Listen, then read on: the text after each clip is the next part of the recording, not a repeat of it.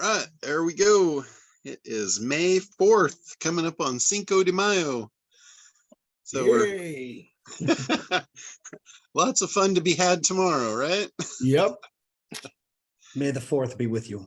Yeah, and the 5th be upon us. So we're on our way over to Catalina here in about a couple hours, and we're gonna go play there on the Cinco de Mayo holiday. Nice. Cool stuff. All right, I promised you guys last week I would queue up that video about the sales presentation for the, I think it's called Mendenhaven Fish, but I wanted to address anybody that has questions and stuff before that, because I don't know how long that video is. It might be a while. Yeah, it's a long video. It's 45 or 50 minutes. But Yeah. the thing that I got out of it, you were so dead on about the fear monger, and that my wife's a tremendously big fish eater. And it's like, you got to sit down and look at this stuff. And she still likes her mackerel. And I'm going, mackerel's on the list. So, take it away, boss. Yeah, it's in those videos, keep in mind when you're watching that stuff, doesn't mean it's 100% accurate and true. There's there's a lot of fabricated stories made up in marketing, unfortunately, and it's almost a cliche. There's no truth in advertising. I don't like to think that's true, because I think it's better to tell the truth about what you're doing and position it correctly so people see the value in it and not have to tell lies about it. But that said, there is a lot of stuff that is just, the marketers just flow absolute bullshit. So, like I saw a product yesterday that was I was just scrolling through Facebook and I see a weight loss product pop up. And it's like a little thing that goes over your shoulder, and it's a sonic massager that sits right between your shoulder blades. And their claims were that it does some sort of a lymphatic massage, and that's the reason you can't lose weight, and it'll just melt body fat off you. And I'm thinking, God damn, that sounds just way too good to be true.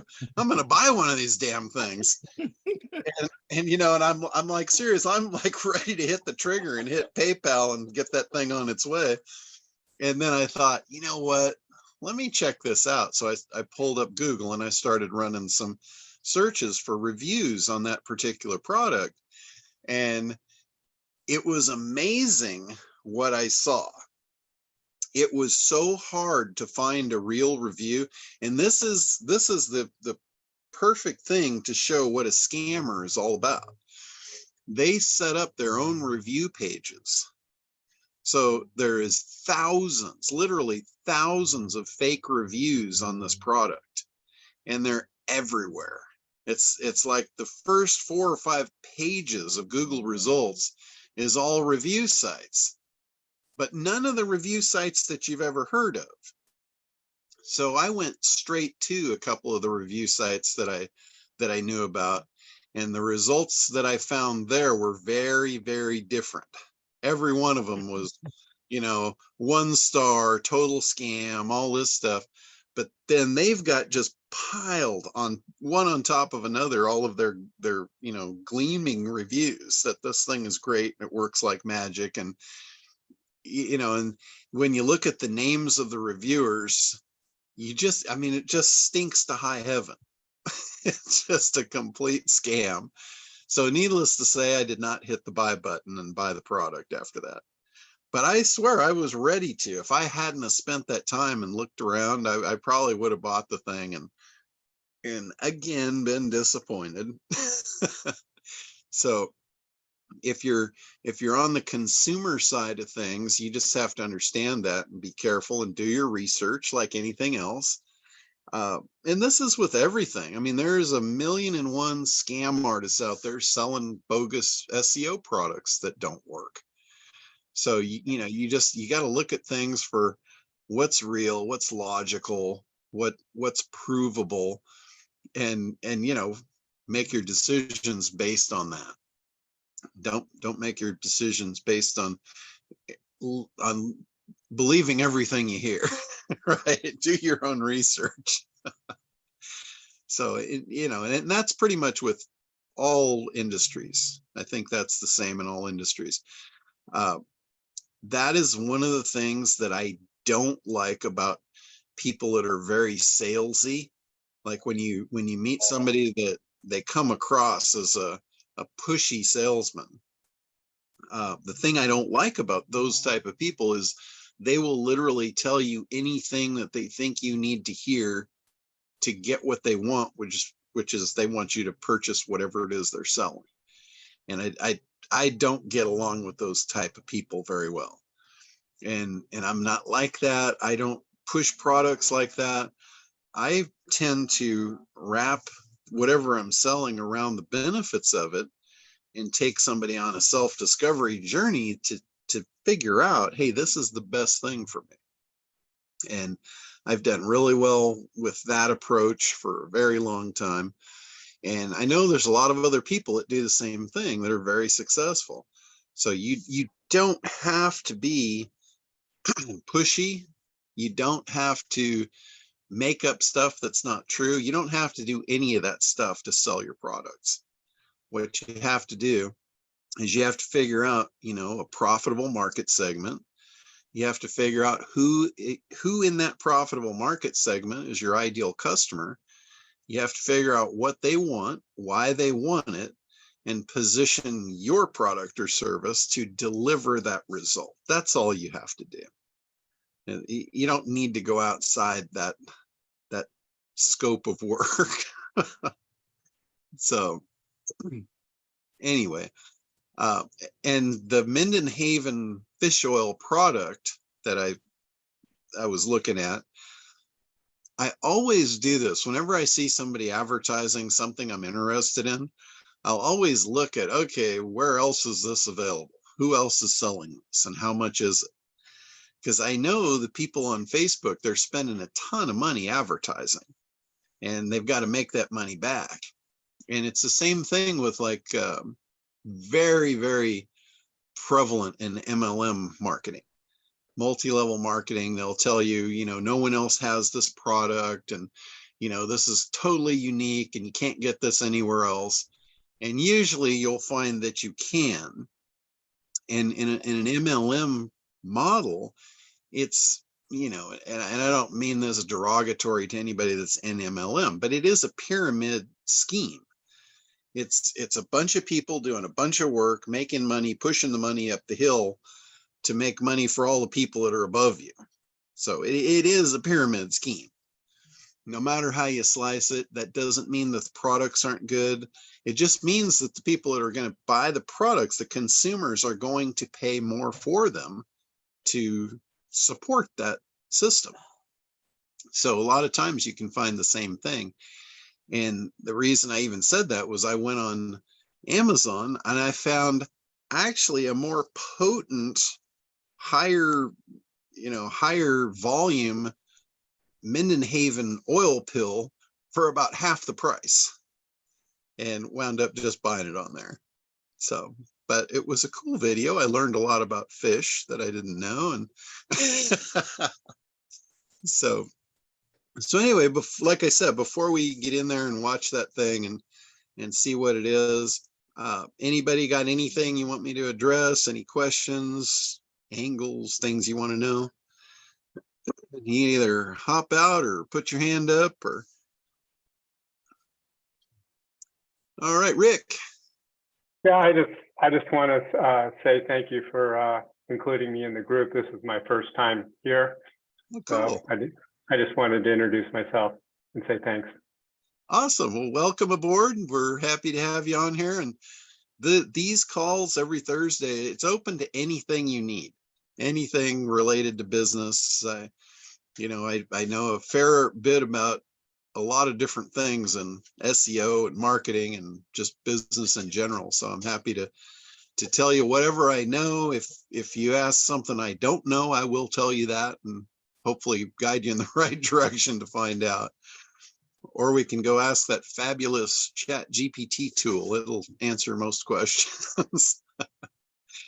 It's really interesting how much shift and how fast it's happened with all this AI stuff. It's like I've had to become an AI expert in a very short time frame, because that's what everybody's interested in.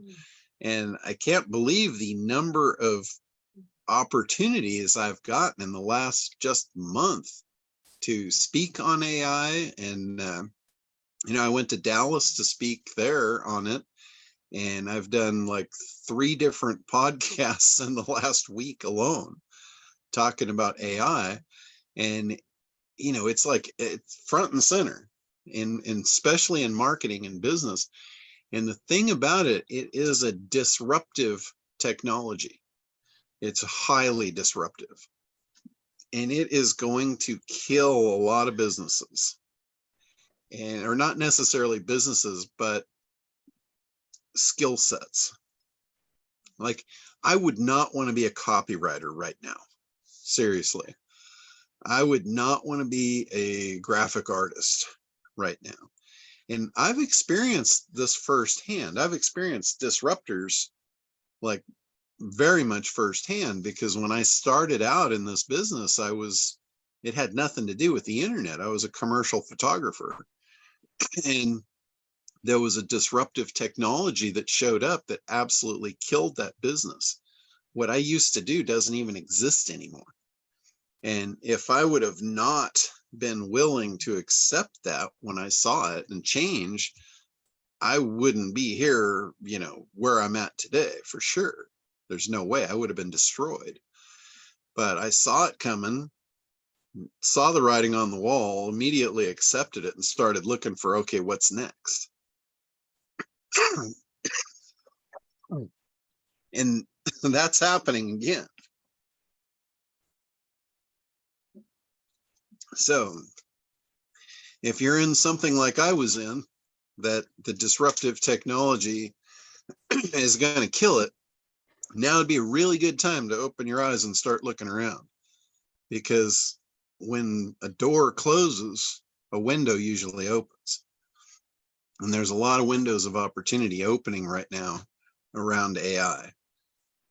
Most people don't know anything about it. It's not that difficult. It's something that you can acquire a skill set level really quickly around. And one of the biggest opportunities I see is for prompt engineers. If you're looking for a new career, prompt engineering is front and center, I would say. And what a prompt engineer is, it's somebody that understands how to ask the AI the right questions. Because the AI is creating things for you, just like a copywriter would. And, I've said this for a long time. The ACT program helps you gather the information that a good copywriter needs. You don't have to be a good copywriter to create good marketing materials, but you have to be a good researcher, and you have to understand your industry. If you can hand the copywriter what they need, they can write fabulous copy for you. And the AI is no different, but you have to hand it the right information for it to do its job, just like a copywriter. And those of you that have been with me for, any length of time, you've probably heard me say whatever works in the real world is replicatable online. This is no different. The whole process of gathering information to give to a copywriter and have them write your copy for you, that has happened in the real world forever in advertising. And now with AI, it's the same thing. It's just an automated process. You still have to gather the information. You still have to know how to prompt that machine to write your copy for you. And that is called prompting. The prompt is the question that you put into the AI to get an answer. And you guys, excuse me, I swallowed something the wrong way, and it's killing me over here. But you guys have seen me do this several times. Like when I first started talking about AI on the call, I asked, somebody throw out an example, and somebody said, I'm a massage therapist. And you actually watched me prompt the machine. And within 10 minutes, I knew everything I needed to know about that industry. And prior to that, I didn't know anything about the massage business. But after prompting the machine, I knew everything about it. I knew all the reasons why somebody would want massage. I knew all the reasons why somebody would be scared of massage, not want it. I knew how to overcome every objection to that. I knew what segments of the market there were. I knew who would pay the most for the same service. I mean, I knew everything I needed to know to generate copy. And as I was asking and prompting the machine, it was learning as well. And once I got it to the point where it knew everything now that I knew, all I had to do was ask it, can you write me an article that talks about this, explains the benefits, eliminates the objections, and makes an offer? And within about 3 seconds, I had the copy. And, you know, it was great. It was absolutely great copy. You wouldn't even have had to have edited it. But it used some technical terminology, and I went back and I said, could you rewrite this in a 3rd grade level so anyone could understand it? And could you add a little humor to the end of it? Bang, 3 seconds later, it was completely rewritten exactly the way I asked it. And I was like, okay, this is more along the lines of the way I would do it. And that, without the AI tool, that would have taken me a very long time. It certainly wouldn't have been done in 10 minutes.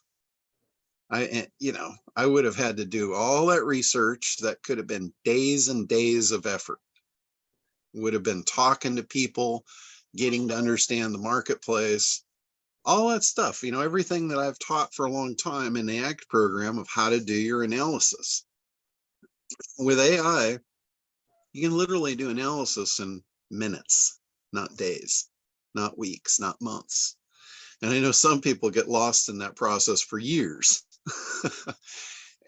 You know, it's the analysis paralysis. They're afraid to move forward because they think it's got to be perfect. And that's another thing I talk about regularly is you don't need perfection, you need action. You need to start generating leads. Your lead magnet doesn't have to be perfect. Your offer doesn't have to be perfect, but you've got to put it out there. You won't know how unperfect it is till you test it. If you get 1 out of 100 people that sign up, you know, well, that's not a real good offer. I need to sharpen the sword. So action is definitely the key to all of this. So, all right, I see we got a couple of hands up here. Allie, you want to come out? Allie. Yes, there. hi. Sorry, I'm, it's pouring rain here, big thunder and lightning, so I don't know if I'm gonna lose the video. Anyway, John, I just wanted to ask you, I've decided I want to host with you, and I need to like talk to you about how to get the URLs I bought on Namecheap to you, and what plan or what do I do to have you host? And then I have a template that I could try to put my stuff in. So I wanted to start with that, and I just wanted to connect with you and have you and Team John do it. Okay. For that, I mean, basically just schedule a time for a 15-minute consult and we'll get you all fixed up. You can either do that on the web page, the internetdominators.com. There's a free 15-minute consult button there. Or if you want to just go direct, you can go to internetdominators.com/schedule. That'll take you right to my calendar. Okay, thank you, John. We'll get y'all fixed up. All right, Tim, Mr. Gillette. Hey man, I wanted to do a follow-up on the email that I had sent you and see if anybody else is doing agency. Okay. With Kartra, or basically what agency is, you know, so everybody here understands, is I could run your your Kartra account for you, or John could run your Kartra account for you. But there's also an aspect to it to where I bring in customers on and I sign them up for the account. I pay for the account every month. I own the account. It's their information in the account. But if at any point in time they don't pay me, I get to cut them off. They can't take their information and go and stick me with the bill. So I did that with a new client this week, and Kartra says that, and I don't know if I could get it up on the page and actually show you what it looks like, John. Can I share? Yeah, go ahead. So in my agency, this is the new client that I took on, and it says right here, self-managed account, I can terminate the contract. What it should say is, if I put a new one on, you're able to choose whether you create the account or it's an existing account. Correct. I created this account, I'm paying for it and everything, and it should say self-manage, have a right to shut off, and it doesn't. And I'm still waiting for an answer from Kartra, but I didn't know if you knew about this or if this is something you've done. Yeah, I usually do it the other way around. I have them sign up for their own Kartra account, and then I just manage them for them. Mm-hmm. So my understanding of it, if you are buying the accounts, basically it's the same as if they bought it. The only difference is I think you have the ability to terminate it. Yeah. Now, in a regular account, let's say you get behind on the billing and the account gets terminated, mm-hmm. It doesn't get wiped off the server. They can still reactivate it. The account still exists and it can be reactivated. Okay. So to me, I think that's really all you're looking at. I think it's still the way you think it should be, because I saw right there the terminate button. Well, the terminate button is me disconnecting from them. It's not me disconnecting the account. All right. Okay. And every video I watch says that should seem different, and it just doesn't. And again, when it comes to Kartra, 90% of the time I tell people, if I don't know, I go to you. By the time Kartra responds to me, John finds me an answer.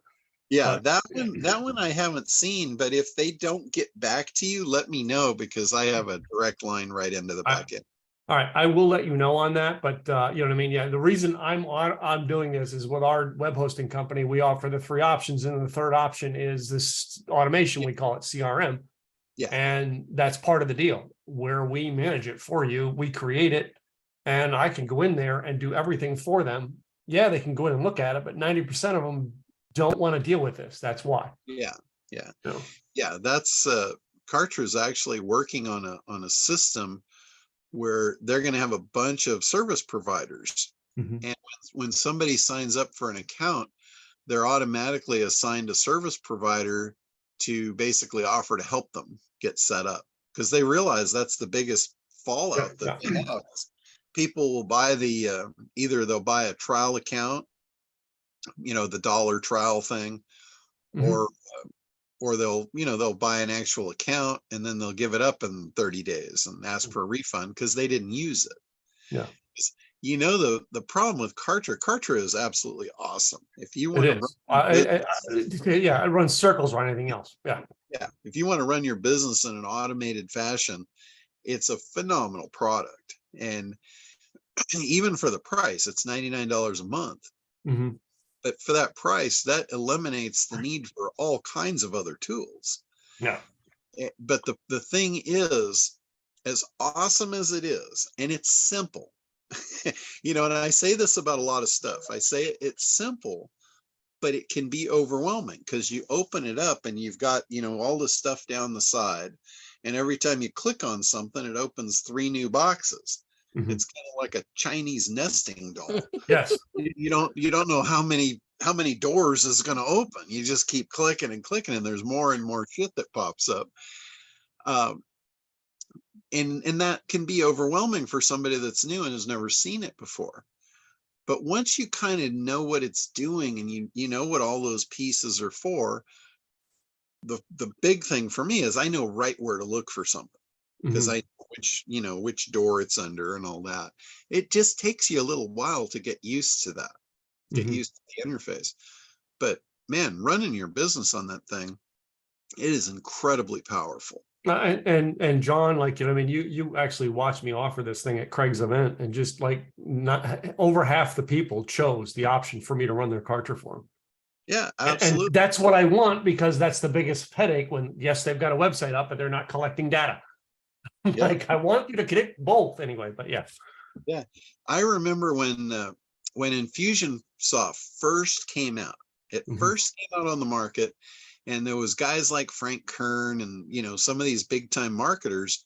What they did was they bought it, they got the accounts because they knew the power of it, but they had not a freaking clue how to set it up. But what they had was they had money, because they're good marketers and they know how to make money like it's going out of style. So they would just take a big pile of money and throw it at the programmers to have the thing all set up for them. Even once it was set up, they still had no idea how it worked or how it was all set up. It just worked.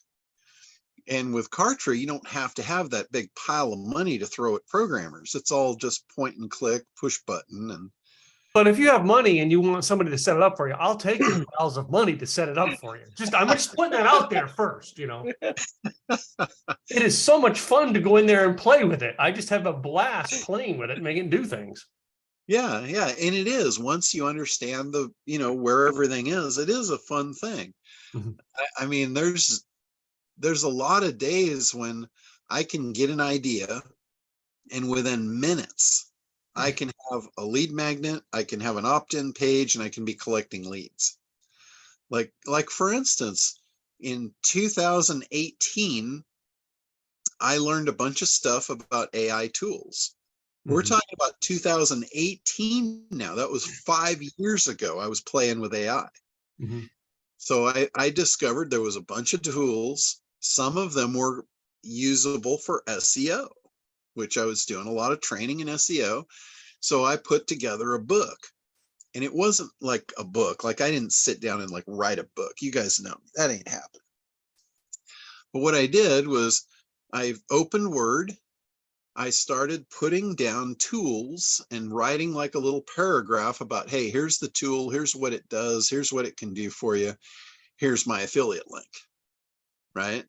And I put, you know, I don't know, it was probably 5 or 6 pages of AI tools that would make your business easier with my affiliate links. I turned it into a PDF, and now I have a book, right? That was my book. I went over to Fiverr and I got somebody to make me a cool cover. So it actually looks like the cover of a book, and it's got an AI robot, and it looks, you know, very futuristic. I think I paid like $12 to have that thing done. And that was in 2018. I've been giving that book away as a lead generator ever since. I don't know how many of those things I've given away, but it's probably in the thousands at this point. And most of the giveaways were just recently, you know, as now I'm doing podcasts, I'm talking about AI, and I'm offering the book for free. And since ChatGPT came out, I've added stuff to the book. I've gone back and appended it, and I've added, like, there's probably 40 or 50 pages now of me showing how to do prompts. And all it is just copy and paste. I'll write the prompt, it will give me the output, I'll copy and paste it, add it to the book. Here's an example of prompting, and new tools, and, you know, new stuff. Like, a lot of you guys probably have seen my marketing assistant that I created that I called Becky. She's an AI robot, and I put in there all the resources of how I built her. And I mean, you know, some people kind of freak out when they see that, because it's a robot talking on your behalf, but it's just really cool technology, and it's what lies on the road ahead. So if you're not getting on board with where things are going, you're going to get left behind. So, you know, that's just a reality. It always has been. So let me go to Tony. Tony, you got your hand up there. Hey, John, thank you for calling on me. First time we've been on one of your calls here, but Cool. you and I met a couple of weeks back, and you took a look at one of our website properties, and you began making some recommendations on that. And I didn't know if you had a moment to go to a page and make some of those recommendations. I got a couple of my teammates on the call, and it would be really helpful if you could take that I guess review of the marketing stance of what we Sure. might do. The website was superlawntrucks.com, superlawntrucks.com. Okay, superlawntrucks.com. Got it. John, And it's in the chat if you want to get the link from there. All right, I got it up here. Am I on the right one? You are, thank you. And then go to the truck options drop down there, the first one on the left, and then Okay. Eco Series, just the one at the top.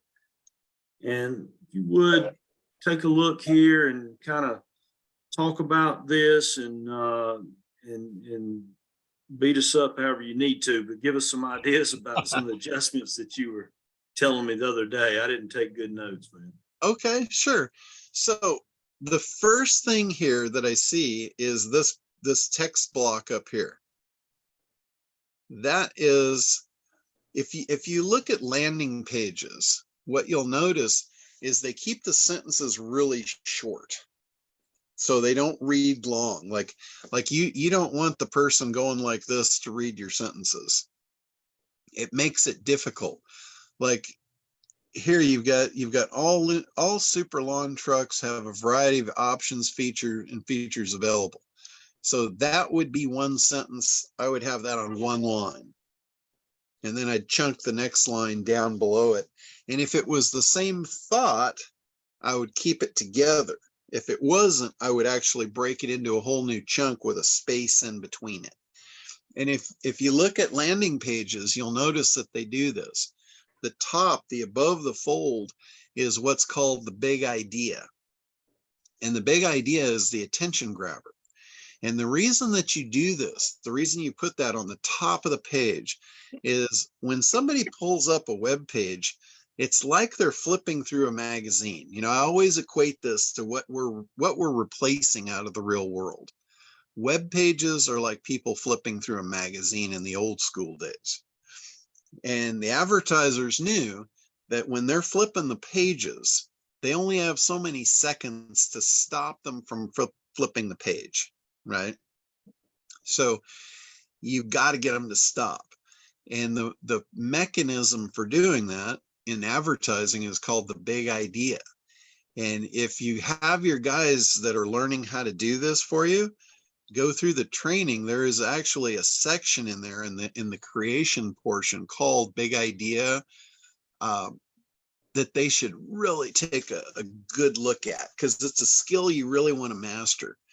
And this is for anybody that's doing any kind of advertising or marketing, online or offline. Where's that resource, John? That's in the ACT program. When you log into the membership, you'll notice it's broken into analysis, creation, traffic. When you roll over the creation tab, the big idea process is going to be one of the lessons under there. And the formula for it is there's 3 pieces to any big idea. The first piece is going to be the promise.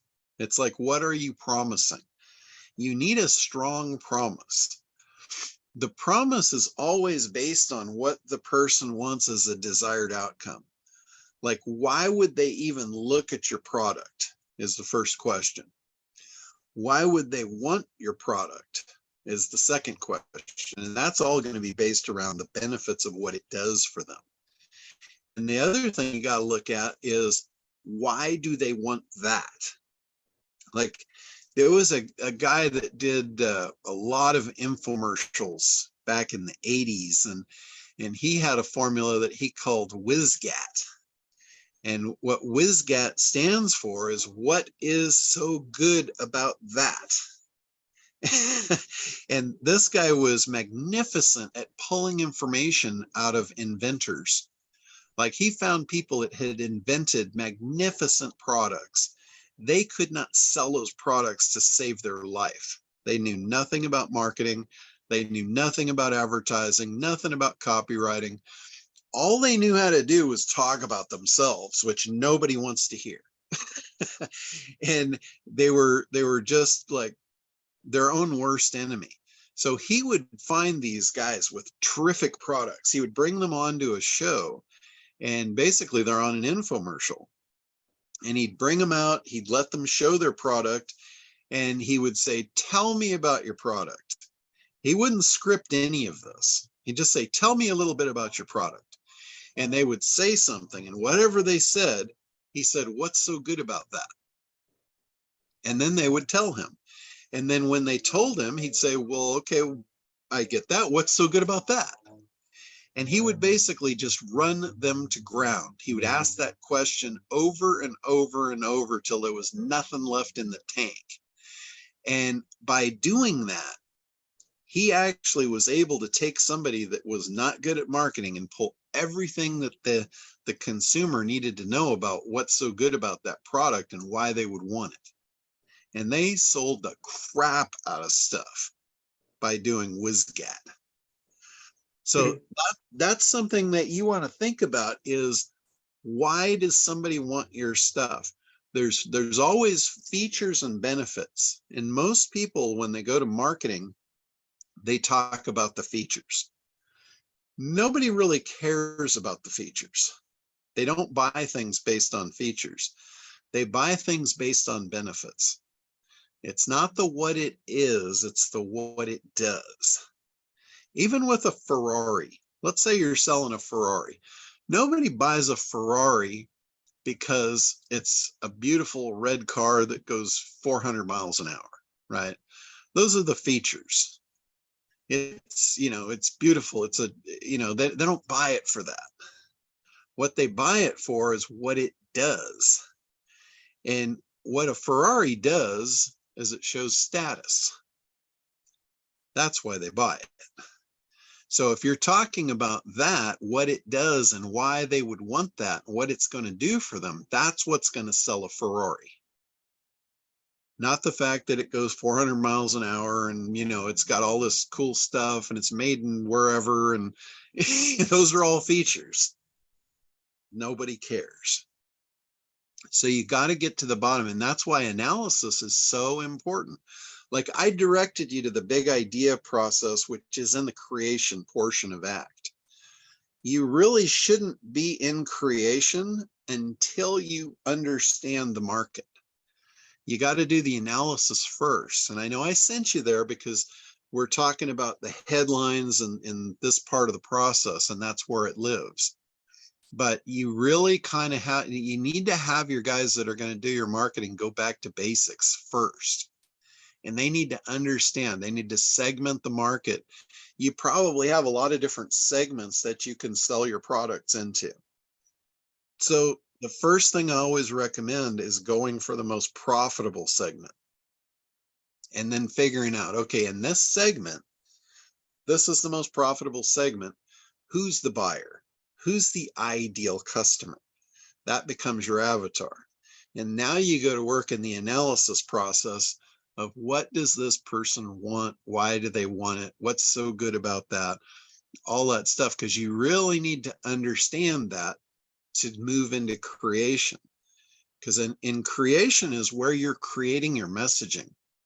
Your messaging is what's going to convey the value. The messaging is going to create demand and desire. The messaging should eliminate objections. And the messaging should make an offer. And all of that is in the creation process. But you can kind of see if you don't have the analysis first, you're not going to be very effective when you move into creation. So you're here, we're in creation now. We're creating messaging on this website. So the first job of the messaging is to grab attention, because you want to get them to take an action. If we can't get their attention, we're not going to get them to take the action. So that's basically this is your real estate to do that. So big idea goes here. Now the next thing here is I've got an opt-in box here that just says submit. I don't even know what it's for. There's no thing that says, hey, give us your name and, your email and your phone number and your zip code. And that right there is a lot of information to ask for on a first date, right? Usually an opt-in is looked at as a first date. And you can equate this whole marketing sales process directly to dating because it's very similar. You're trying to create a relationship, and ultimately you want a marriage out of the deal, right? The marriage is where the customer buys the product and now you have a synergistic relationship. It's a give and take. Everybody gets something out of it and everybody ultimately gets what they want. So think about this. What is appropriate for a first date? It has to be a micro commitment. Here you're asking for first name, last name, email, phone number, zip code. They got to fill all that shit out, right? And the idea that they can see it right up front, they're going to make a decision of, oh, well, shit, I don't want to fill that out. Game over. If we're playing pinball, you just tilted the machine. So game over, right? No second chances. This is really important when you're online. If you're a salesperson and you're in the real world and you're standing in front of people, you have a chance for redemption. You can see when you lost them and you can sidestep it. You can take a step back. You have opportunities to continue the game. Online, it's over. They click off, it's done. You're out. So what I typically do is I won't put a form up on a website like this. I will put a big idea, a call to action, and then a button to click to get it. Like if I'm going to offer them something or, whatever the opt-in is going to lead to, I make the offer, but I don't show the opt-in box. I just show a button to get it now. When they click the button, that's a micro commitment. All they have to decide is, okay, yeah, I want that. Micro commitment, click. I got them to take an action. Now it pops up a window that says, tell me where to send it to you. We're creating a relationship here. It's micro commitments. All I'm going to ask them for is their first name and email address. That way I know where to send this thing. So they're going to, oh, okay, well, they've already taken a step saying they want it. So now they're going to be much more likely to fill that in, name and email.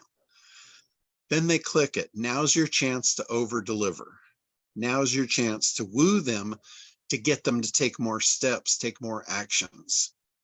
Then if you need more information, say, hey, I would really, if you give me your zip code, I can tell you how many dealers are in the area or something of value. It's a, if you give me this, I'll give you value. If you give me that, I'll give you more value. You know what I mean? And ultimately what you're doing is you're gaining trust. This is a whole process. This is a sales process that is digitized of something that happens in the real world all the time. So that stuff, hopefully that all makes sense, but you have to really do this in a no-brainer fashion. They've got to see it at a glance, know they want it, and that's where the whole big idea thing comes in.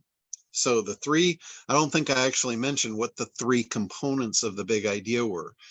One of them was the promise. I started in on that, and then I went awry. Sometimes I go into the weeds on this stuff, but the promise is super important. This is what they want. If you want to if you want to know how to figure that out, there's another lesson in there about timeline. Timeline simply says the prospect is here. This is their current state. And at the end of the timeline is the state of transformation of what they want. And if your product can move them from where they are to what they want, this is going to be a match made in heaven. We just have to take them down the timeline, convey the value, and get them to understand that this is the way they're going to get what they want. But figuring out that promise is super important. Figuring out the what they want and the why they want it is going to be the keys to the kingdom here. Now, the second thing is when you make a statement that you have the thing that's going to deliver that, that's what we refer to as the unique delivery mechanism. Your thing is going to deliver and transform them and give them that promise, the outcome of their desired outcome. And you want to make that unique. Whatever the thing is that's going to deliver the result, that shouldn't be something that they can go and Google and find 10 different vendors for it.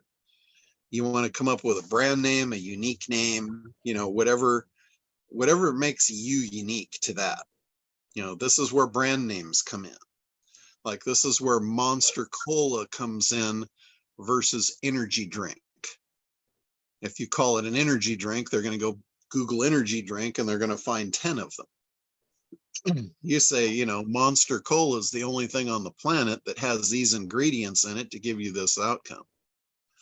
So that's unique delivery mechanism. And the third piece of the puzzle is putting those two together and saying it in a way they've never heard it before, making it intellectually interesting. Like you could say, hey, one of our worst employees discovered this thing that solved all of our customers' issues. Would you want to hear about it? And they're like, well, yeah. So it's the whole hook method. So those are the three pieces to the big idea. And in there where I've got the big idea lesson, I've got a worksheet in there. I've got an examples. There's probably about 30 different examples where I point out, okay, here's the promise. Here's the unique delivery mechanism. Here's the interesting way they've said it. So that is a skill set in itself. So thank you. Thank you very much for that. I want to ask you one more thing, if you can, while you're on this page. Sure. You and I had a discussion about this little underneath the video standard budget and custom. Yes. Oh, you muted out there. We're not hearing you right now. Okay, I'm sorry. So you had made a comment about the utility or the futility or the damnation or whatever. I don't know exactly how you called it, but these little plus expanded out with these truck specs, John. So if you can make a little comment about that. Yeah, you're making them work way too hard here. What you might want to do, let's see, this big idea might be wrapped around a free lead magnet to discover which is the right product for them. And then you might deliver a PDF that has, the 3 different products, and then they could skip right to the one that they're interested in and learn about it. You could also invite them to a webinar. You might have these 3 boxes side by side because standard, nobody really knows what that is. Budget, I'm assuming, is just a lesser model, like a light version. And custom quote. So I don't think they're going to see that as being intuitive. I haven't watched the video here. Maybe the video explains it. That's a possibility. But again, they need to get this at a glance. Because if they don't understand what they're looking at, they're probably going to hit the back button or click out of here or, go somewhere else. It's got to really be smack in the forehead right up front when you're trying to capture leads. I appreciate your comments and feedback very much. Yeah, that'll give us a lot to think about, and this next question will be really, really basic and maybe on the verge of stupid. I assume that the access to the act originates through the Internet Dominators website, the login to access of that. Correct. You should have. We haven't done that yet. Okay. What I can do, if you can't find it for some reason, just shoot me an email and I'll resend you the login information. Okay, that's great. When you signed up, it should have come in an email, but if you can't find it or whatever, just shoot me an email and I'll just resend it for you. Thank you very much. And like I said, and I tell everybody this all the time, when you're in the program, it's basically for you and your team. You know, I want your team to be going through this. It shouldn't be all on you. You want them to learn. You're the spearhead. I'll train the team for you, which is the way it should be. That's the most appealing part of what I got from you. You help with that always. Yeah, absolutely. You should have your team members on here, and there is no dumb questions. The only dumb question is the one that's not asked. That's really it. I mean, this call is for anybody at any level of anything you need help with. So don't ever be afraid to ask. And this is weekly, John? Is this bi-weekly or month? What is this? Weekly? Every Thursday. Now we've just got a whole lot to look forward to on Thursdays, huh? That's it. I mean, I've been on all kinds of topics, and I usually don't come out and just have an agenda. I usually go wherever the group wants me to go. And I've found that to be the most beneficial, because the whole reason I do this is to help. And if I know where you need help, I feel like I'm providing value. If I don't get feedback and I'm just talking, I just feel like I'm, talking to hear my head rattle. Got it. So I would. Thanks. You did exactly what I needed you to do today for this. So appreciate it. Awesome. Well, cool. Thanks for doing that, because, when you ask a question like that, everybody gets to learn. So it's beneficial to everybody. All right, Helene, you're muted out there. Helene, you're muted. You're on mute. Not hearing you. Sorry about that. That's I've been using ChatGPT and writing text. I'm writing a paper on low back pain right now, but I've been writing text and I put it in a Word document and I take away the color and the border, try to add it to my text, and all of a sudden Word misbehaves.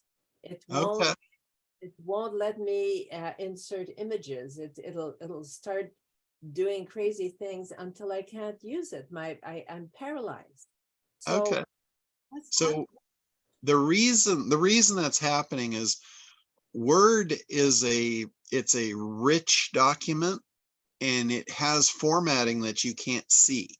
So when you copy text from ChatGPT, you're copying a bunch of formatting, and then you're pasting it in, and now you can't see how to edit that formatting, and it's all lost in the mix, and you don't have access to it, and it becomes a real mess. So what you can do is you can strip the formatting out before you paste it into Word. And the program that I use for that is called TextPad. TextPad, PAD.com. It's a free text editor that you can download and install. And what you do is you paste into there, and TextPad has no formatting, zero. So when you paste it in, you're literally just pasting the text. And then copy the text from TextPad, paste it into Word, and you'll have clean, unformatted text. You're amazing. Thank you. And then at that point, then you can use Word to do your formatting, and you'll be in total control. Oh my God, you just solved my problem. Yeah, that one, a lot of guys that do custom coding they will use TextPad to write their code, because if they write their code in Word or, you know, a lot of different text editors, there's formatting that you don't see, and then they'll copy it and they'll go paste it in and they'll run their program and it'll crash because it's got funky stuff they can't even see. There's weird characters behind the scenes and all kinds of garbage. Helene, thank you for asking that question. That was very good. I'm glad John had an answer for it. But Yeah, yeah, answers for everything. yeah, they're literally, I mean, there's so much stuff that I have in my head that I don't think about for years. It's there. You just have to ask for it. I don't think to throw it out. Place like he's walking it. It's a, you know, it's a bottomless pit, literally. So don't be afraid to ask. Where did that talent from? Not for me. And not from either of his parents. So, all right. Anybody else here? I'm waiting for somebody to stump me, ask me something hard. I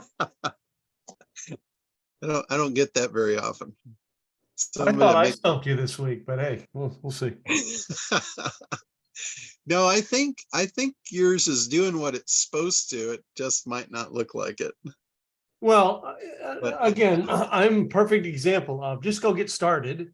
All right. And we will figure this out as we go, because that's what I'm doing. Yeah. Less than 60 days in to my 90-day challenge. All right. I've got almost over a half dozen clients and already have doubled my income every month. That's awesome. So yeah, I'm kind of like ChatGPT. The more questions, the more prompts you give me, the smarter I get, right? That's right. Well, I love it when you ask, and I mean, some of you guys who are new on here understand when you ask a question and you get the recording. I can't tell you how many times I remember the date of the recording and I go back into the archives and look it up and pull it back up to find that answer he said that day.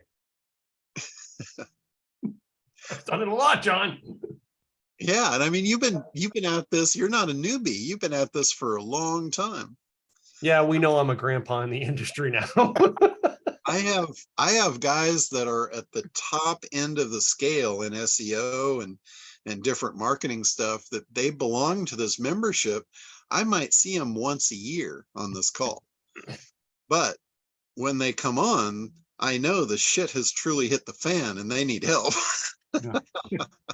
I come on this call because this is one of the coolest learning experiences for me, and it keeps the mind sharp.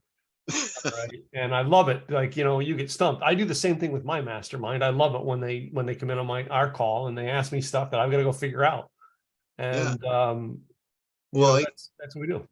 I got to tell you, like in the SEO world, I know more about SEO than most people, and it was because of this group.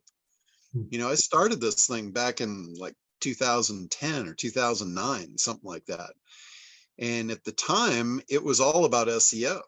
It was about me training people on SEO for what I'd been doing commercially for a decade. And there was, you know, in the beginning, we had close to 1,000 people in the group right out of the gate because Ryan Dice had promoted me for it. And with all those people, I had 1,000 people bringing me their worst nightmares. And what I would do in many cases, I didn't know the answer, but I had a pretty good idea of what would fix it.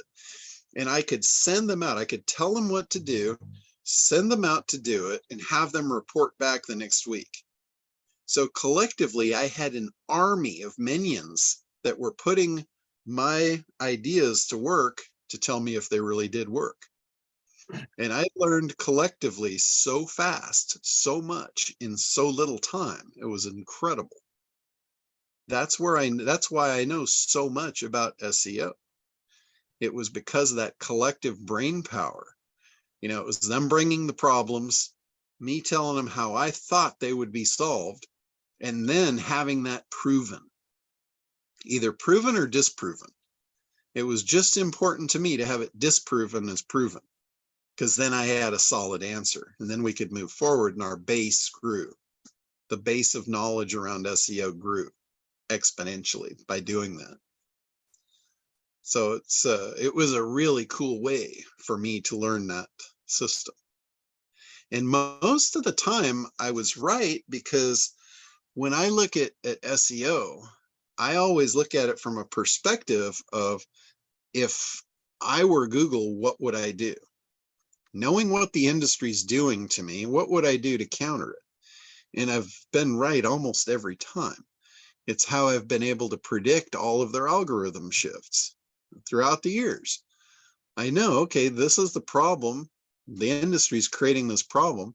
If I were Google, how would I fix that? And almost every time, that's exactly what they do. So it's, it's how I predicted that things were going to go from content to popularity, link building, and how it went from link building to AI, user experience, figuring out, how do we value sites? We can't trust content. We can't trust link building, can't trust popularity anymore. We have to look at, okay, the user. We need to find out from the user what a good site is. So what that did two things. It was a good thing. It was brilliant on their part because it got rid of a lot of garbage. But what it did was it made it incredibly unfair to the little guy. Because one of the things that Google's AI figured out was, if people know the brand must be important. The little guy, nobody knows your brand. So you lose that big advantage. And that's where we developed the Site Pop software. The Site Pop software uses a massive network of real users to send search signals into Google to train its AI. And we can send brand signals into a little guy that he didn't have on his own. So we can level the playing field for him. So again, understanding the problem and understanding the solution has always been the key to SEO. I was looking at that Site Pop last night and wondering the fact that I've changed things up on my website, if that would help to raise and improve it. Yeah, see, there's still the main two factors to SEO, which is on-page optimization. That's your code, that's your content, that's your titles, your descriptions. And then there's the popularity. There's how many people link into it. The thing that's changed is their ability to test the viability of those two factors by the user experience. So the title and the description, the whole purpose to that is to get someone to click, right? When Google puts you up on the first page, you have the ability to get clicked. The two tools that you have there is title and description. If all things are equal, 34% of the people are going to click the #1 listing. Google knows that. If you have a better title and a better description that's more compelling, more call to action, and you're in, let's say, the #4 slot, and you get more clicks than is expected in the all things equal category, they're going to move you up, right? They know exactly how many clicks on average if all things are equal. And the top site, the top listing is 34%. So and they know the second listing is, I forget, I think it's like 17%, and then it goes down more. And they go down exponentially as it goes down to number 10. And there's one listing other than #1 that gets an exceptionally higher click ratio than #1, and it's the number 10 spot. And the reason for that, you either want #1 or you want number 10. Those are the two gold keys on the home page or on the search results page. And the reason that the 10 spot got clicked more was because when you scroll to the end of the page, you have two choices. You're either going to click something or you're going to scroll back up, which is more work. So they usually click. Now, that said, Google now is playing around with having the page reload the second page. So at this point, if you scroll to the bottom it's automatically going to load more results for you. I don't know if they're continuing with that or if it's just a test, but that could, change that thing about the number 10 spot getting more clicks. So, but the thing is, you've got those factors. With link building, that's a popularity contest. They look at, if nobody links to you, how important could you be? But as you guys know, with SEO, everybody got a bunch of bogus links, and now you got 10,000 links. Great. But what does the AI learn about those 10,000 links? Nobody clicks on them. So now it knows that's bullshit. So they don't count. You're better off having one link that gets a bunch of traffic clicking through it than having 10,000 links that nobody clicks on. Now, the other thing, so that's on page and off page. Link building is how you get the links. Optimizing your content is how you do that side of the fence. Those were the two things in SEO for a long time until they brought AI in. Their product called RankBrain, and they released that some number of years ago. That was to decide the human factor. How do people like the page? So if you get a bunch of people that click to your page and they hit the back button and they bounce off it, you just shot yourself in the foot. You just told Google, I'm doing manipulative stuff to get to the top, but my site's really garbage. Why would they keep you there? So the traditional SEO, the on-page optimization and the link building will get you what I call a shot at the title. That's going to put you in the ring and you're going to have to fight. And the fight is keeping people on your site to show their algorithm that they did a good thing by sending them to you. If they send them to you and they bounce off, they know, well, we didn't do so well. We need to do better. Let's not send any more traffic to that site. So that's where the AI comes in.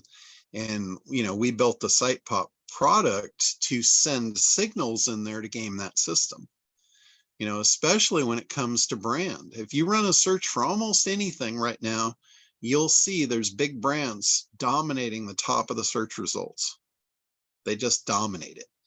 Like if you're looking for anything to do with home repair, you're going to find one of the big home product or home companies like Home Depot or Lowe's or Ace or, something like that, because people know to search for those brand names where they don't know to search for your brand name because you're an unknown. So what the Site Pop does is it uses a network of real users. We've got over 10,000 people in the network, and their devices are used by our system. Like it'll reach out to a random device in the network and it'll run a search to Google for your keyword. It's now looking for your site to click through. And once it clicks through, it clicks on several pages, winds up on your contact page, and then closes the browser session out, which tells Google you got what you wanted. They did a good thing. They should put you up more. Now, if it doesn't find you, let's say you don't come up for that keyword, it bounces back, which tells Google they didn't put out a good search result to begin with. You didn't find what you wanted, so they need to do better. It bounces back and it adds your brand name to the keyword, reruns the search.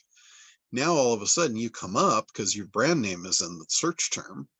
And then that clicks through, does the same process. Enough of those signals tells Google when somebody's looking for that keyword, this is the brand they want. And Google has a bit of FOMO built into the algorithm. They don't want to miss out. So when you send those signals, it realizes, oh shit, this is the one people want. We should show this to everybody. And that's where I say, getting you up into the top is the first thing. But let's say you use Site Pop, you get a shot at the title. Your content's garbage. Google starts sending their traffic to you. They hit your site and they hit the back button. All that work down the tubes. Shot yourself in the foot. So it's a very complicated game that's a really simple concept. If you think about Google, what they want, again, you can whiz-gat them and figure out how to win the game. You have to figure out what is it that's your ideal customer right there. Google, make them happy. They'll send you customers. So when you look at that fact, what do they want? They want eyeballs. They're not in the search business. They're in the ad business. What they need is circulation. They need to deliver the best results so they keep people coming back to them to use their search, because that's where they display ads. They are an old school publisher. That's what they are in the new world. They're like Randolph Hearst Publishing. That's what Google is in the online space. And if they lose eyeballs, they lose circulation, they lose ad revenue. They will protect their ad revenue at all costs. That's why there's been such a war on SEO. They don't want their search manipulated. They want people to get a good user experience. So they fight like hell to make sure. And like I said, their AI was absolutely brilliant. It was absolutely brilliant to make sure that they are delivering what they want to deliver, which is quality search results. They're in the business, again, not quality search is how they do their business. That's their lead magnet. That's how they get people and acquire customers. But ultimately, they need eyeballs. They need circulation because they're a publisher. So hey, if you John, on that, understand that, yeah, go ahead, Richard. on that note, with the Google Max, whatever I forget what they call it, the Ultimate Max, whatever. Performance Max. Performance Max, yeah. What they're doing apparently is you give them a keyword and your website root address, and that's all they want, because they'll write the copy, they'll send. I mean, they do all this in real time. And Terry Belcher, as you probably went to the local AI thing, he's doing another one on the East Coast here later this year. Yeah, in Atlanta. Go ahead. Yeah, it's in Atlanta. Yeah, and one of the things that he was saying, that if you're doing the Google Maps Max, then what you really should do, and he didn't explain what this is, and so here's a question for you, is that he says if you're going to use Google Maps, and I took that to believe, okay, what you're really saying is if you want Google to pay attention to you, is that if you have a landing page that's based on a keyword or a topic, what he said is go to the AI and write about 20 articles, and he says put it around your landing page. And I don't know if he meant physically trying to locate it on your website in the arena of that page, or just have 20 articles on the topic that you think would lead them to want to ultimately land on your homepage. And that wasn't quite sorted out in detail. Yeah. Can you explain that in a bit more detail? Sure. When he talks about putting them around, he's referring to what was called the keyword cloud. Like when you look at, you can run an analysis on a page of content, and you can get a keyword cloud. And in the middle is going to be the biggest word, physically the largest font. And that's the word that, based on the number of words on the page, is the most important by how many times it's been repeated. So as they go smaller going out, the cloud gets less and less effective, but it's still highly relevant. So he's more than likely talking about the keyword cloud. Another thing, if he was referring to pages, like the number of articles and having articles around it, what you can do with that, instead of using the keyword cloud, you can use Google's output as your own keyword cloud. Two ways to do that. When you start typing in a search in the box, it'll have recommendations that drop down. That's the first way. You can see what's being recommended, and if any of that's relevant, you can use those keywords to write articles. The other thing is when you run your actual search for your actual keyword, scroll to the bottom of the page and it will have related terms.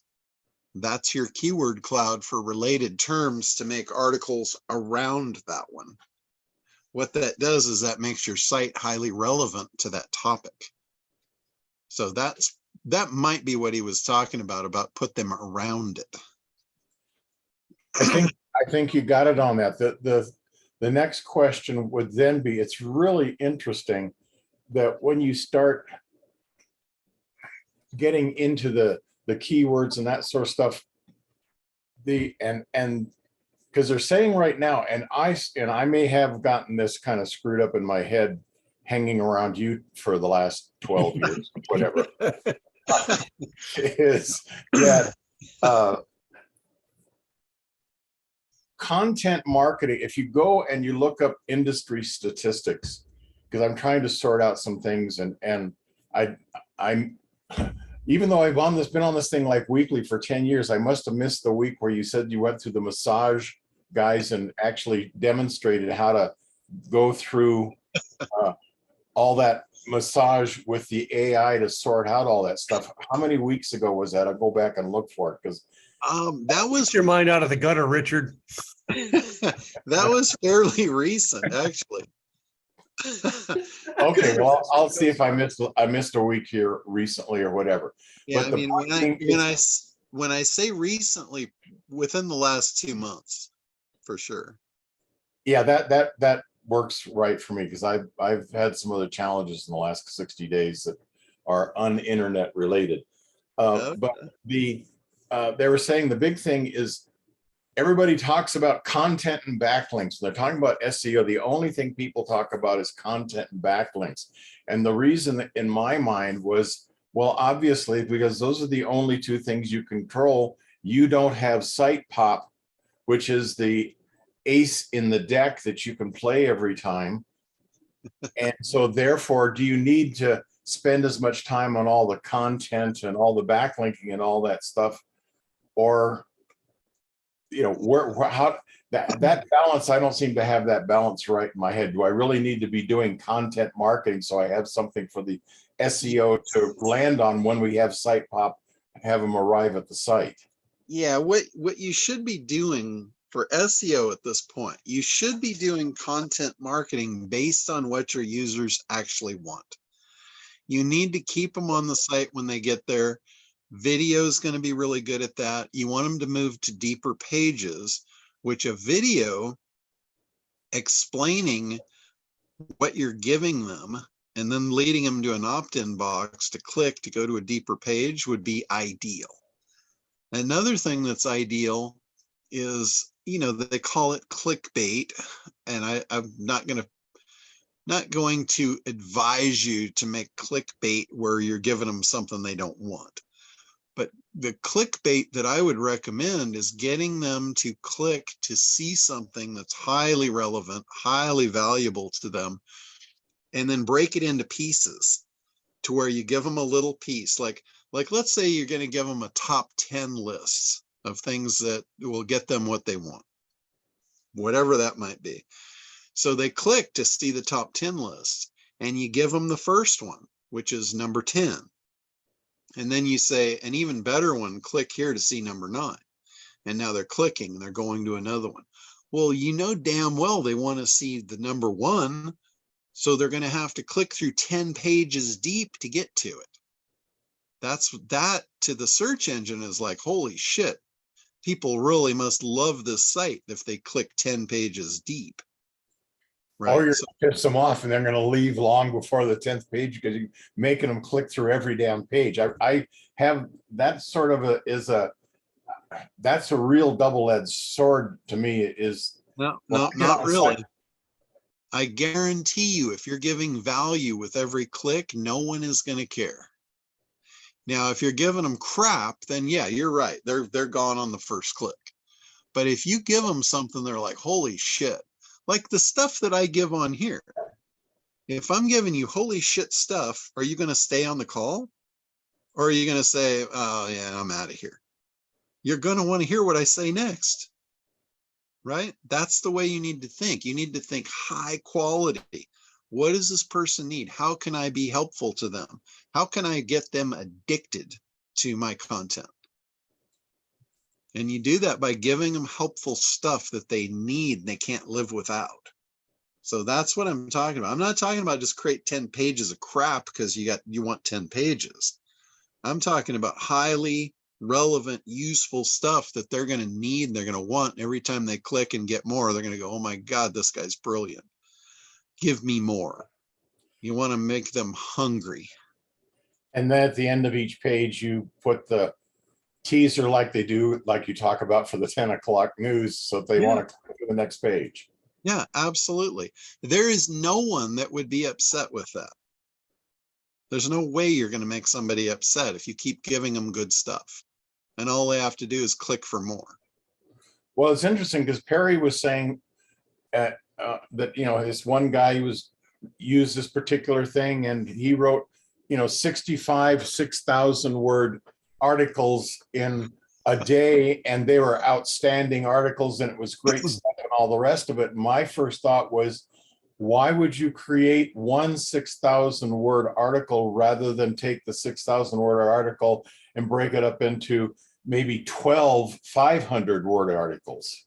See, with Perry, what Perry has got, Perry has a pretty good sized mastermind of some pretty smart people, and they're always feeding him data. So he had somebody that fed him data that, hey, I made these pages 65,000 miles long and they ranked immediately. So that's the data that Perry had that he brought forward. The data that he didn't have, what happened 2 weeks later when everybody hit that content, hit the back button, and it disappeared forever. That's a very short-sighted view he threw out at you.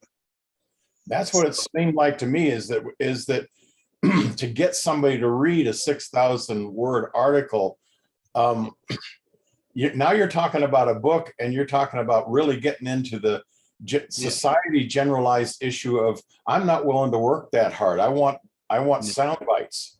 No, but nobody's going to read that long of an article. You're going to have to put it in a PDF and let them download it, and then they'll probably not read it on their own. But at least they're not hitting the back button making you look bad. Let them do that in the privacy of their own home. Does your anti-back button work? Do you put that on? You're hosting my page, John, and if it's not already on there, I need you to put that anti-back button, I forget what you call it, on there. And the question is, do you put that on one page or every page, or how exactly does that work? Well, I actually, the truth is, I don't use that anymore because I don't really need it. I don't have a high bounce rate and all that stuff.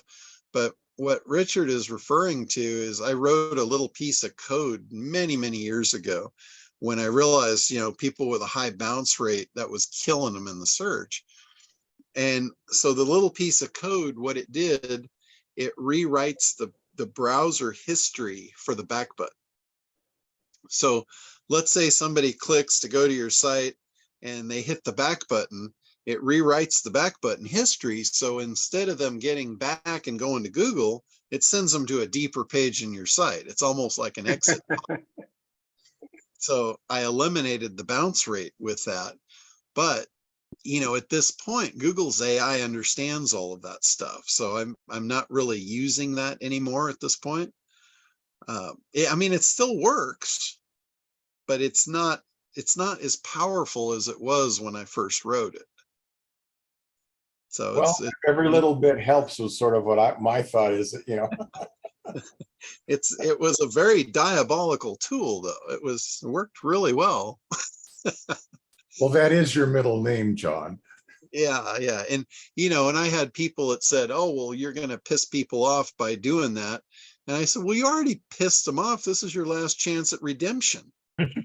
If they're hitting the back button, you already did an effective job of pissing them off. So let's just go for the gusto here. Let's at least not destroy your reputation with Google in the process. So that was my defense on that one. And still believe that was highly accurate. I agree, John. Thank you. So you're, the content marketing really is important, even if we're using site pop and that sort of stuff is, and then we just have to make sure that we do the correct writing of the articles with the correct cloud, keyword cloud stuff in there. And I'm sure that ChatGPT or OpenAI can handle all that if that's part of the instructions and the prompting you give it. Oh yeah, yeah, absolutely. And here, Richard, you are in the SEO field. So there's something I just let this out last week on Damian Zamora had me on to talk about AI. And I knew he had a bunch of agency people on the call and a bunch of people that were in SEO. So on the fly, I threw out a potential AI product that could be made. And I think you might want to hear about this because you don't want to hear about this, 5 years from now when it stops working. You want to know about it now when you can take advantage of it. Why do you think I've been here 10 years, John? So here is the ultimate scheme for link building. As you know, link building on unique pages, getting unique people to send you links is like the key, right? You don't want links where everybody can get them because they're all junk, they're all garbage. So the idea in outreach link building, which has been like the top priority for the last 5 years, that's reaching out to a webmaster, offering them some sort of content so they'll link back to you, offering them value in exchange for a link that no one else has and no one else can get. Those are the best links. Now, as time went on, we found that getting those links on highly relevant sites that are non-competing, like what I mean by that is you need to find sites that has your customer on it that you don't directly compete with. Like for instance, if you were a realtor, another realtor is not going to give you a link to your site, right? Because that competes with them. So don't even ask. It's a waste of time. But you could go to a local moving company and you could write an article for the moving company about, how a mover needs to work with a realtor or, whatever. I'm just making this up on the fly just to give you an example. But you give them a highly relevant article that will help them with their customers, and it links back to you as the realtor to go to, or vice versa. If you were a mover, I'd be wanting to reach out to realtors and show them why, hey, you need a good quality moving service, and here's a good referral for you. All of your customers need this. Why don't you help them out by sending them to me? Maybe I'll send you an affiliate commission or something. So you create a relationship there, and now you've got all these people that are going to click that link and go through to your site. So not only do you have a link, you're getting traffic through it. Google is seeing that. That's going to make them want to send more people to your site. The problem with this is getting a webmaster or a business owner to agree to that, agree to putting your content on their site for the purpose of the link, right? That's a hard thing to do. That's why outreach link building, high quality link building is so expensive. You might pay $400, $500, $600, even $1,000 per link to find those sources. If you're paying outsourcers or companies to do outbound outreach link building for you, you're paying outrageous fees for it. You're basically having them start another cold call. There is no other way of doing that other than cold calling. I mean, talk about the bare knuckle side of marketing, cold calling. That's the only way you do it. So yeah, it's brutal. And you have a solution? I have an idea that you might find interesting. So what if you used AI to go out and say, what would be the ultimate lead magnet that a moving company could give away to generate leads for themselves? You could create that lead magnet. You could put that in a Kartra opt-in box and offer to give those movers a free widget to put on their site that would give them an opt-in box to download this free thing that they're going to be giving away to generate leads. Do you think that would be an easier sell? Holy cow, just for everybody, it's at 1 hour and 23 minutes. Note it, so you can go back to this time marker. Repeat that, John. Now, I want you to just put that in your pipe and smoke on that for a little bit and see what the ramifications of that. You could generate that for every different industry, every different niche, and offer that out as a free tool to generate links back to your site. You could also have, as you know, a thank you page for that could also have an offer back to your site. And the person that's going to allow you to do that is going to be more than happy to give that up to you, because you're giving them something that they desperately need, they don't know how to do, and they're scared to death of what it would cost to have it done. You're giving it to them for free. That's a high value free thing to give away for getting a link in return. That's what they're paying you. I think all I see is miles of tentacles going in every direction from that, John. That's yeah. And all those tentacles are pulling search results back your way. Boy, So, I don't think that'd be a service that many people would want either. You think? That'd probably be the easiest thing you ever sold. So if you want to do link building, that is about the most diabolical scheme I could possibly think of for you. And the AI will do everything for you. The AI will write the thing. You could even tell the person that you give it to, go, by the way, you know, the leads are great, but I could automate a 12-week follow-up sequence for you for $99 a year. You think they would not want to pay $99 a year to have every lead you generate for them followed up with a dozen times, or, you know, over whatever week period? Yeah, even without all the preamble, they're willing to pay for that already currently, because they know that's the, you know, most businesses don't follow. If businesses follow up at all, 2, maybe 3 is about it. And given that 7 is where you got to be before they actually start noticing it, it could be as many as 12. That's really important. And for Tim, he could offer that in a little more robust fashion and say, hey, you know, I'll get you your own Kartra account and you can have the whole thing. You can sell products. You can have a free membership site, this, that, and the other. And for every one of those he signs up, he doesn't even have to charge them anything. He's going to get $40 a month commission forever.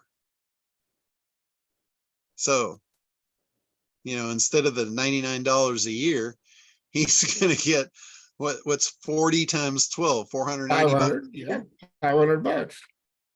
So his income is going to grow by $480 a year every time he gives that away.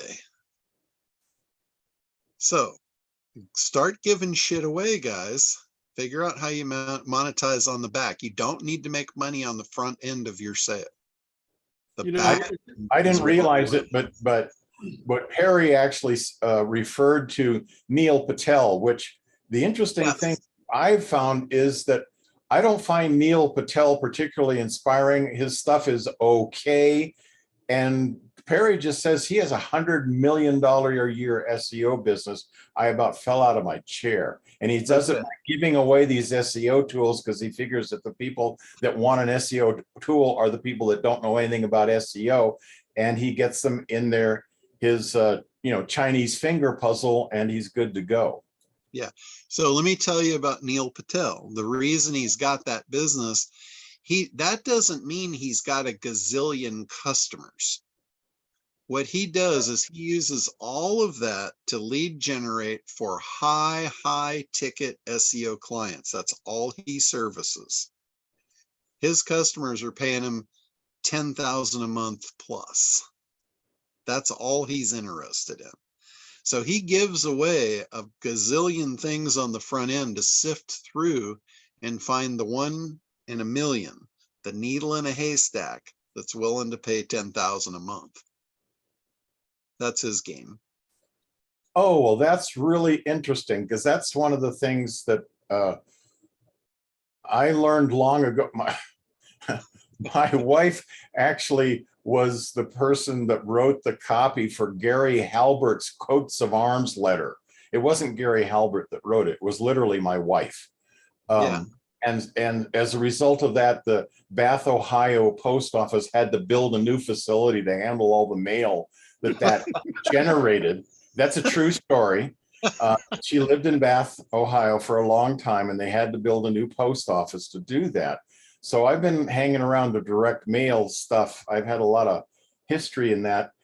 And that whole thing about just doing the finding that needle in a haystack, that's a breathtaking thought that Neil Patel, everybody on this call could take more business than they could handle in just the scraps that fall off his table. That's really interesting. There's something to be pursued there. I'm not sure exactly what. Yeah. Like when I started off in SEO, a lot of people don't really know how that worked. All of my customers in SEO were big companies. And what I found, I got a lot of those big companies because I had already worked with them in the past, because I was a high-end commercial photographer. My customers were ad agencies for the most part. So I was working with some of the biggest companies in the world. And I already had a shoe in. I mean, I was already inside their walls. So when I moved into the web and into SEO, those were easy to come by for me because nobody else was doing it. And quite honestly, the ones that were, we didn't even know what to call it. It wasn't called SEO. There was no name for it. The way that I would sell it to them was I would go in and I'd pitch it like this. I'd say, let me explain this website thing to you. It's an electronic brochure. They didn't even know what it was. And I said, both of us know that you would never spend money to produce a brochure and leave it in a box under your desk. In the real world, you just wouldn't do that. Nor can you do that online and have it work. I said, you've got to open the box, take the brochure out, put it in the hands of the right people. And when I told them that, it was like the light bulb went on and they said, well, can you do that? I said, sure, I can do that. And again, I didn't even know what to call it. I just said, I will do that for you. Here's how much it costs. And back then, I had my lowest end SEO product was $2,000 a month. And they went on up from there. So that was the bottom of the barrel. Entry level was 2,000. And every client that I took on, there was a 10x setup factor. So if they came in at 2,000 a month, it was a 10x factor. So it was $20,000 to start for the first month, and then 2,000 a month after that. And the reason that I did that was strategic. It was if they paid the big chunk up front, they weren't likely to give up on it 2 or 3 months in. The other thing was no one would sign up on long-term contracts because they didn't understand it. They didn't know what it was and they didn't want to get locked in. So I said, there's no contract. You can cancel us anytime you want. So if I would have not done the 10x factor on the first month, I would have a lot of people canceling 2 months in, 3 months in.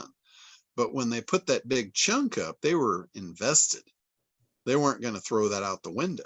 They were going to stay in as long as it took to get the return on it. Usually it was like 3 to 4 months. So instead of having a massive fallout, I was able to stick them in till they actually got the results, and then they stayed forever. So it was very strategic. And unfortunately, an unduplicatable business model, John. Today, possibly. Today, yes. But the other thing was, After I got outside of that and I went to start growing that business and I was going into places that didn't know me, and what I found was my ideal customer was the manufacturers, but I found that they were smaller. They were between 2 and 10 million annual revenue. And, you know, like I was working before with massive companies like Kawai America. They're the second biggest manufacturer of musical instruments in the world.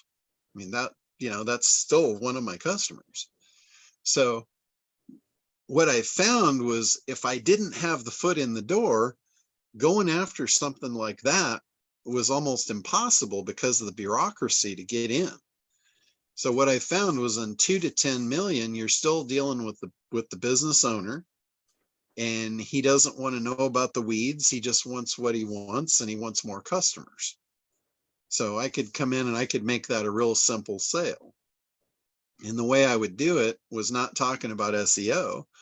I would talk about what he wanted. I would sit down with one of those business owners and I'd say, tell me about your customer base. I said, like, if I could bring you a perfect customer, tell me about who that would be and why.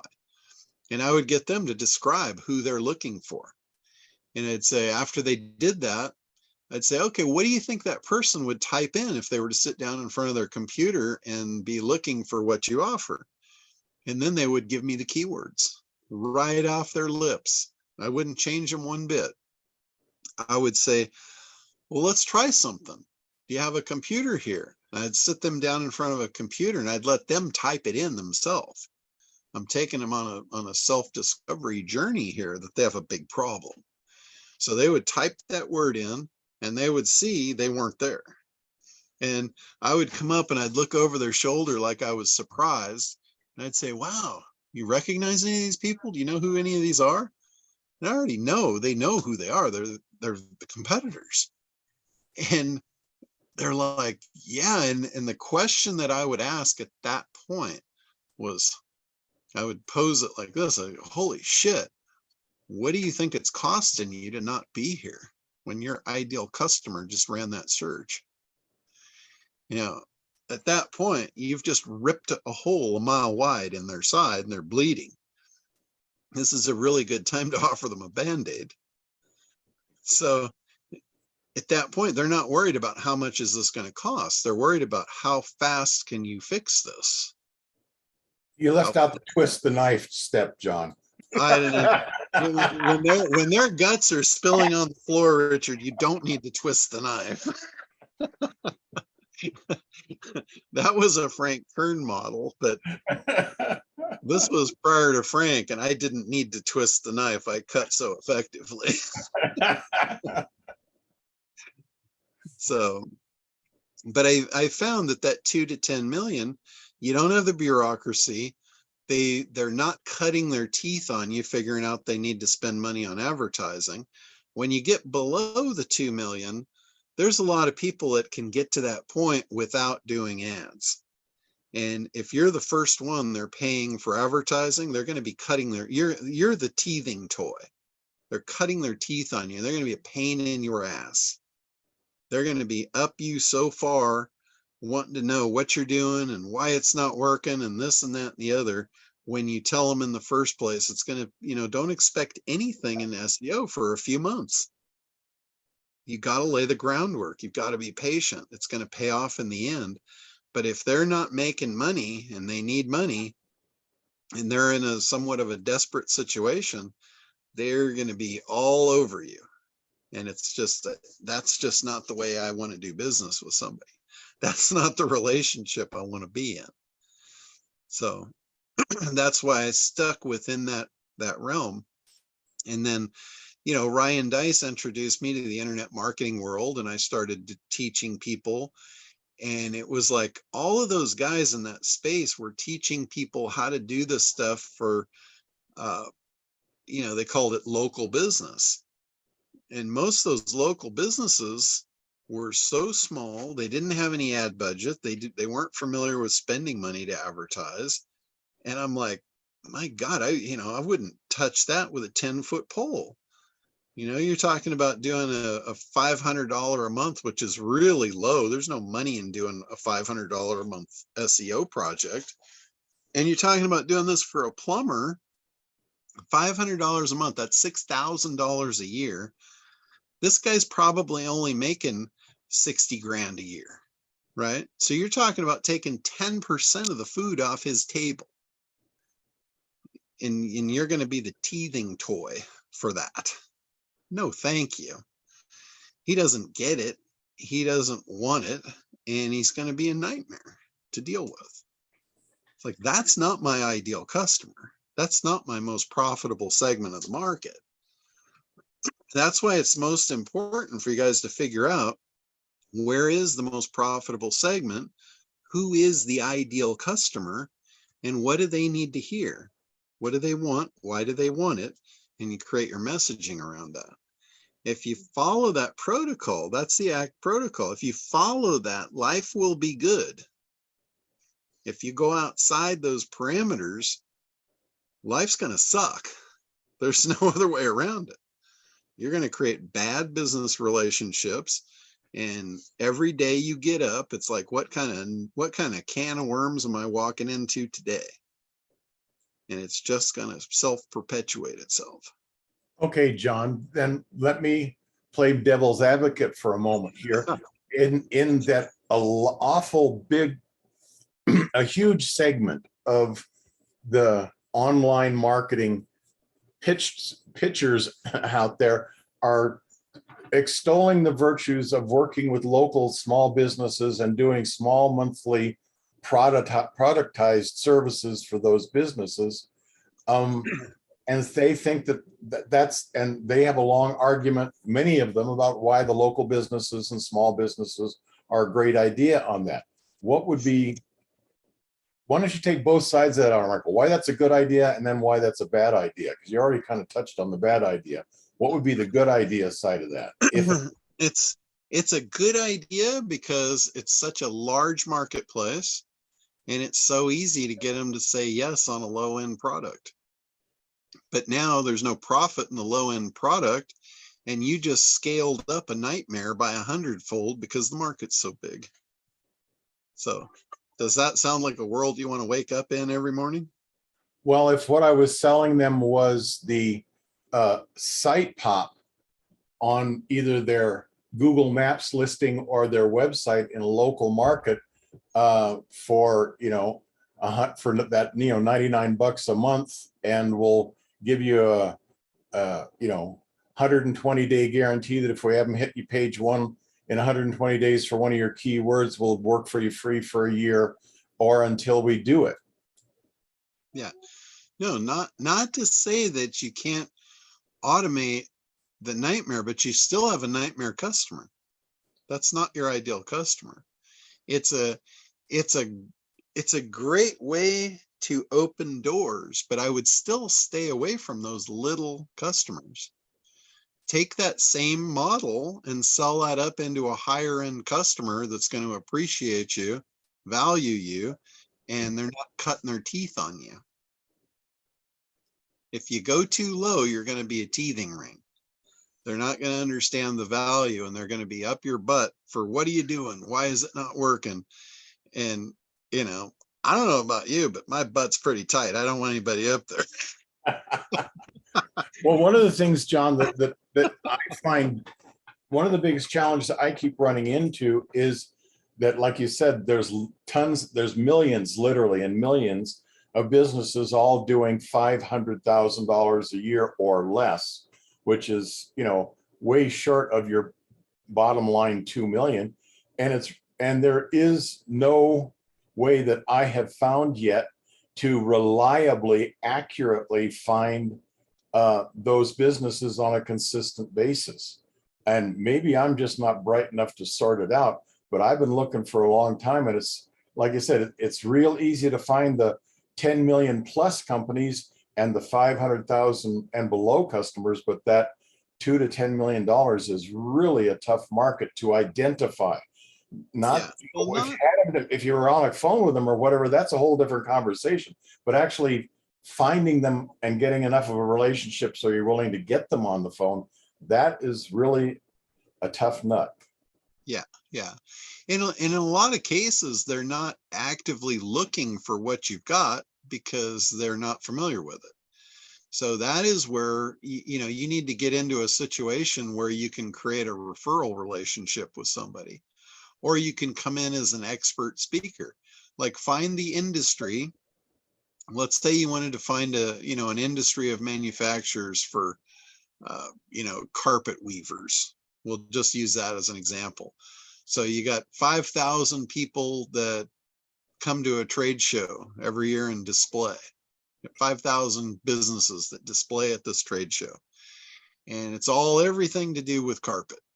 So you create a relationship with the person that puts on that industry, puts on that event. And you say, hey, I'd be willing to come and speak at your conference for free and help all of your businesses market their carpet businesses. I'm an expert at that. They put you on the stage, and now you have all these people that are right in the target zone for who you're looking for, and you just displayed your brilliance to them. So you might take it at that sort of an angle. You got to find out where they are. That's the T part of ACT. The first one is identifying the market, then creating the messaging, and then placing the messaging in front of those eyeballs. So that would be a traffic problem. That's figuring out, okay, where do these guys hang out? Do they belong to an industry? Is there a trade show in the industry? How do I get in front of them? Maybe they know what they're looking for and they're already on Google, so you go and just run Google paid ads and get in front of them. Maybe you spend some time, do SEO, and get in front of them that way. You got to figure out where they are and intersect them. If they're on other sites, if they're on industry sites, you might run a banner ad on the site. Maybe they all have an industry. Maybe they all have like a Facebook group that they all belong to and they all hang out there. That's where you want to advertise. So you don't need to cold call. The last thing I would do is pick up the phone and beg for business. I never did that. I've never wanted business bad enough to cold call people. Never needed to. I was always more creative than that. I would find where I needed to be and position myself there. It's like when the water's running down the stream and the fish are going by, you just need to dip your net in. But if you're in a stream and there's no fish in it and the water's just running by, move on down and find where the fish are. Okay, well, yeah, I guess the issue I keep, and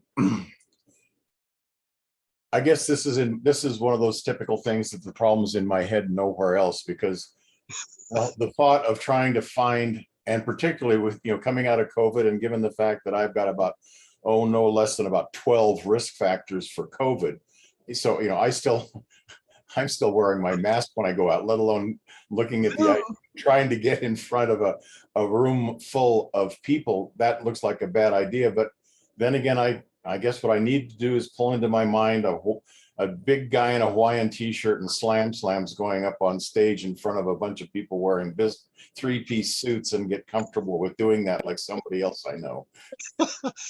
Well, I'm the only one that I know of that can pull that off. But I mean, let's address that problem. That problem is, that's another thing. What works in the real world, you can digitize. So all you need to do is take that same model that I just threw out and turn it into a webinar. The same person has the ability to put you in front of that group, the person that's putting on those trade shows. So you contact that person, you create a relationship with that person. You say, hey, I have a great webinar that I put together, for your industry. This would help your people. By the way, I have an affiliate commission of 5%, 10% that I'm willing to kick back to the association to help you guys generate revenue to keep your group going. They're all based on revenue. Damn near everyone alive is coin operated, if you haven't figured that out. You drop a coin in the meter and it vibrates a little bit. The bigger the coin, it's like the bigger the bill, the bigger the thrill, right? The more you can give them, the more they're going to give you. So same relationship that you create, you say, I would love to have you send an email out to all the members in the association and offer this. You can give them a free peek, let them see how the value of it, let them see the value they're going to get, how much they're going to make, and you're selling, you're working on a yes. Identify the objections. Why would they say no to that? And create and overcome those objections, and then make them that offer. It's a sale. It's the same thing. Grab attention, create demand and desire, eliminate objections, make an offer. John, the one thing that you always manage to do every week, because I had something else on my plate. I wasn't going to be here this week, but I thought, no, I've got to keep it going. And the reason I keep coming back is for 10 years, you're the one person that can make me feel like an absolute genius and a complete moron at the same time in one session. Well, I'm just providing you the tools that you need. Well, I think I want to take that idea that you just gave us and mix it with the idea that you gave back at an hour and 23 minutes. And I'm going to whip up a shake with that and come up with something. And Richard, this whole dialogue was timeline 1 hour 46 minutes, because I'm going back to these two. I just wanted to jump in, John. Don't you think Richard and Tony and anybody else, even Tim, could, all of us maybe, use the AI, ChatGPT to actually prompt it, what is the most profitable market in the 2 to 5 million? Like, what are the companies in this niche? And then what would be the best way to create a webinar? Like, use the prompt. Ask it, what are the associations for this niche? Right. Who runs groups in this? What seminars are put on? What trade shows are available? Who runs the trade show? Who's in charge of it? Yeah, the ChatGPT can give you all that stuff. Right. Simple. You just said ChatGPT is now our analysis part of ACT. Yeah, it'll tell you anything you want to know. Well, the problem is that it cut off in November of 2021, so the information's not going to be accurate. I actually put in a couple of questions into ChatGPT, whatever. I put it into the robot and it said, I'm sorry, I don't really have that kind of information or that kind of data. I can't do that. So there are some statistical informational things that it still can't do. It can do some basic searches as long as you realize that you're not going to get anything newer than 2020 in the informational. I'm waiting for that's actually in Chat GPT 3.5. There's a Chat GPT 4 out that's available through certain APIs. And I think if you have a paid account for it, I think you can switch it in a drop down over to GPT 4, and then you can get the more current information.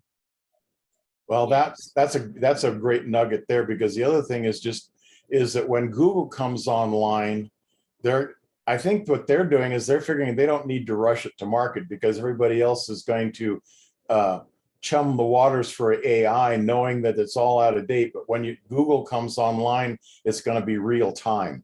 And that's when it really becomes either the death ray from Skynet, or a slot machine that only pays out winners. I'm not sure which.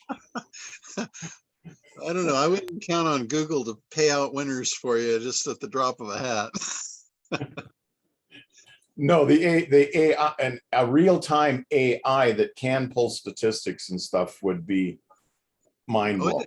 It's already there. I mean, the base code that's running ChatGPT is running off a thing called DaVinci, and it's throttled back and it's filtered and all that through the APIs that come to consumers.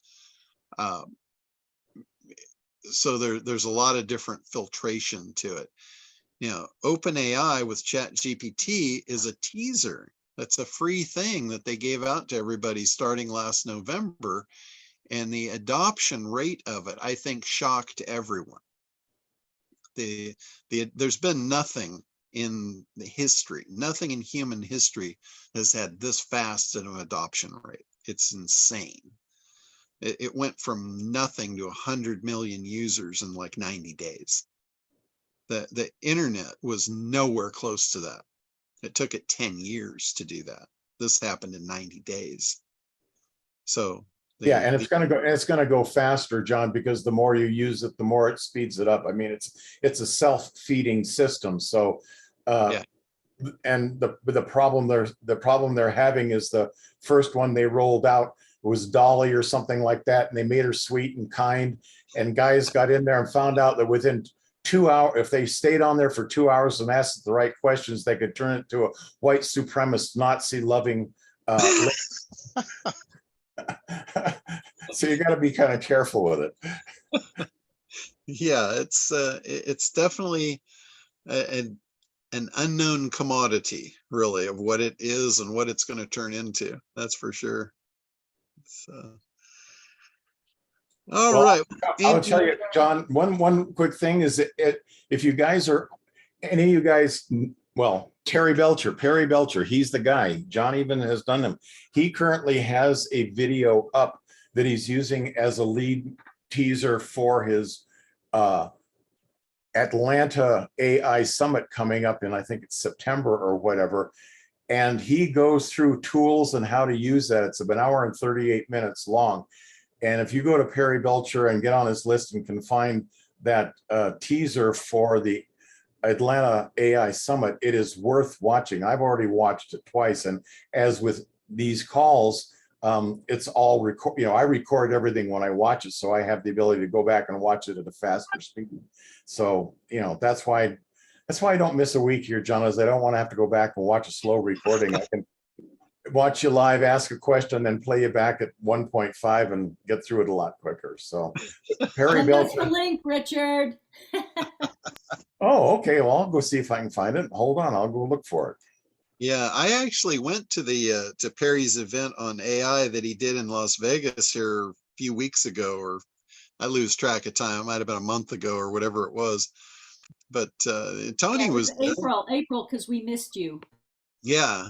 So I was really honestly kind of disappointed in the first day. The first day, I don't think I heard anything new that I didn't already know on the first day. The second day, he got into some territory that I was not aware of that was awesome and a little bit shocking, and you know, the whole no code software and all that stuff. It wasn't. I looked into it. I've looked into the no code stuff after the event, and it's not near as intuitive and easy to jump into as what they were talking about. But it is an incredible opportunity for programmers to learn this, to accelerate and generate software like really, really quickly. I'm not a software developer. I can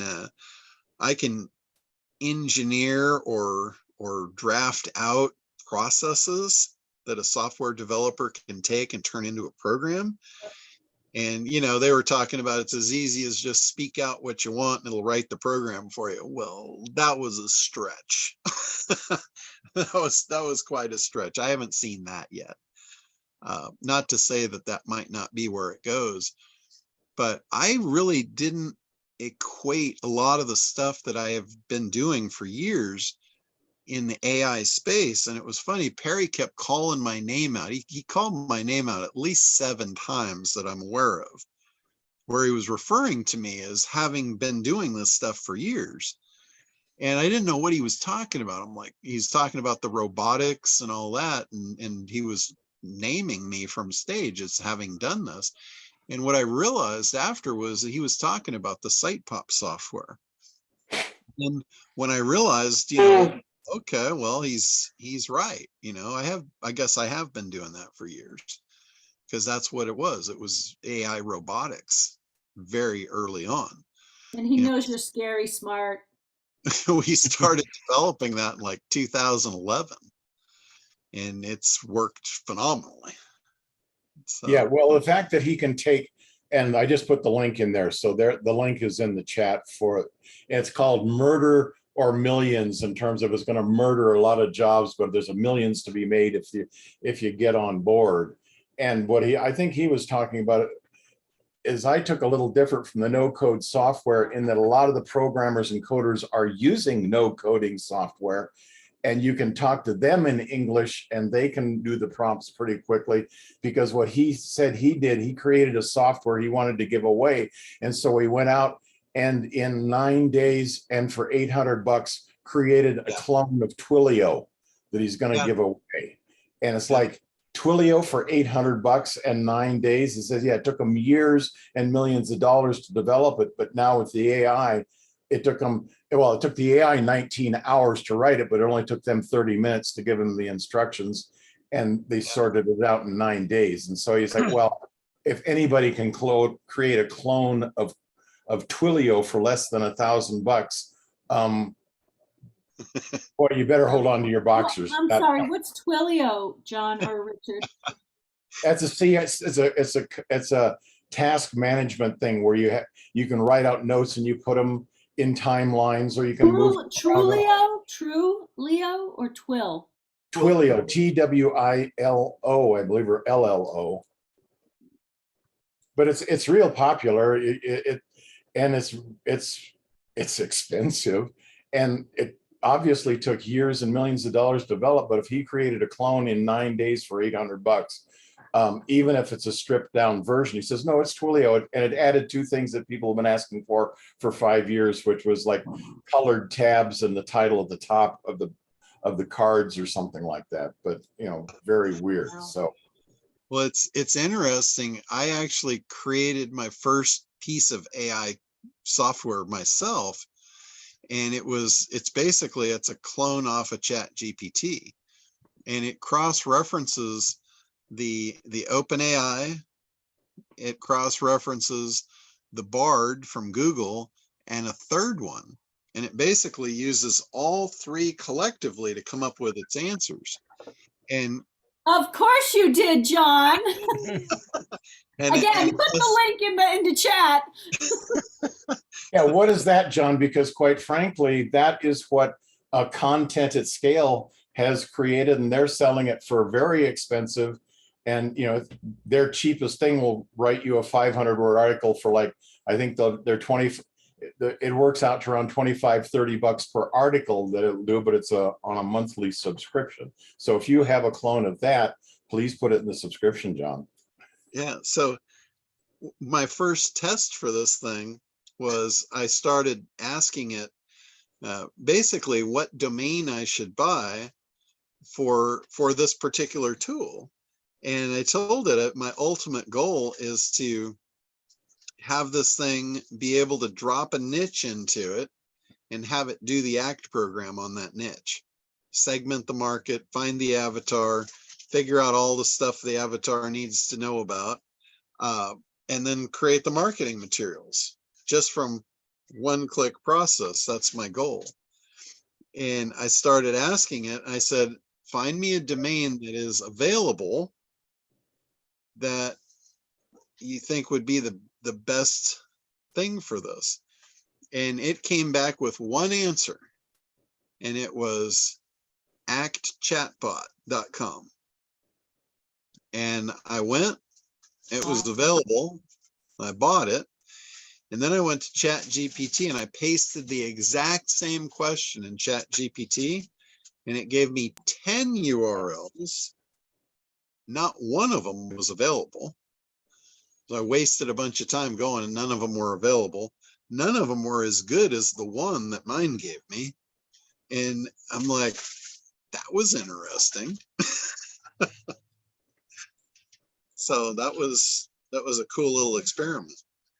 Is this a test software of yours, John, or is this something that you've created?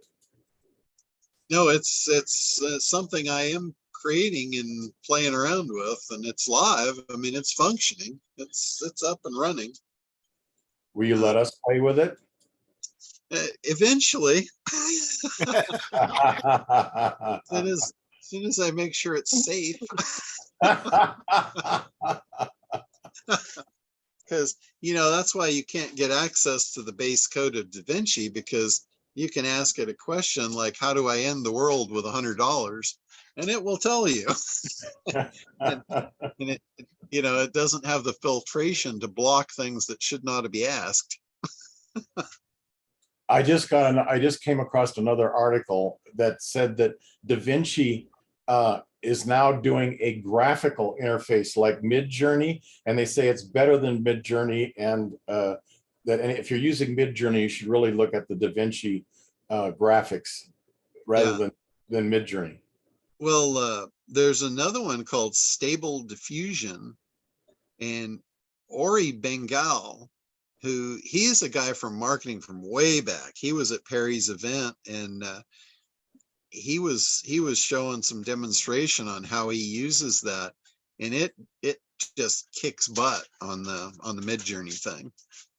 So it's a pretty cool little tool for building graphics. How to use Stable Diffusion? That's what Ori was showing. Yeah. Stable Diffusion, and it's in the book. If you download that AI book that I put out, it's got all the links to all that stuff. I updated all the resources in there. You got to create your own clone of Zoom that has where we could reach out and pinch your cheeks and kiss them. Mwah!